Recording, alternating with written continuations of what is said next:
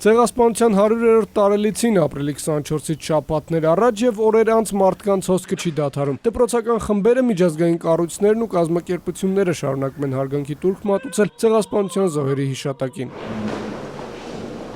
Ցեղասպանության հուշահամալիրը այցելել Ռոստելեկոմի պատվիրակությունը, այն մասին, թե ինչ է տեղի ունեցել 1915-ին ու դրանից հետո թանգարանն է պատմում։ Ռոստելեկոմ բացբաժնետիրական ընկերության գործադիր փոխնախագահ Ալեքսանդր Ռագավոյն ու ավագ փոխնախագահներ Մելխոր Նկայուվեյն ու Լարիսա Տկաչուկը հայաստանյան գործընկերների ուղեկցությամբ շրջեցին Ցեղասպանության թանգարան ինստիտուտում։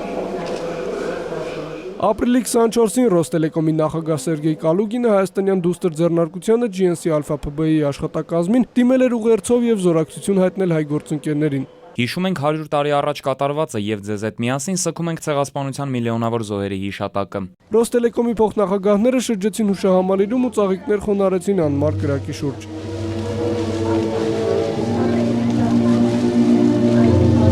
Մարտի 25-ից մինչև այսօր Ռոստելեկոմի գլխամասի ներքին ցանցում գործում է տեղեկատվական հարթակ եւ հայոց ցեղասպանության մասին պատմող վավերագրություն, որտեղ մուտք է գործում մոտ 200,000 աշխատակից։ Կայքի այդ էջը պատմում է 100-րդ տարելիցի միջոցառումների, Ռուսաստանում հայոց ցեղասպանությունը ճանաչելու եւ Ծիծեռնակաբերդի հուշակոթողի կայքերի ու հեշթեգերի մասին։ Դավիթ Դավթյան, Խաչատուր Եսայան, ժամը լրատվական։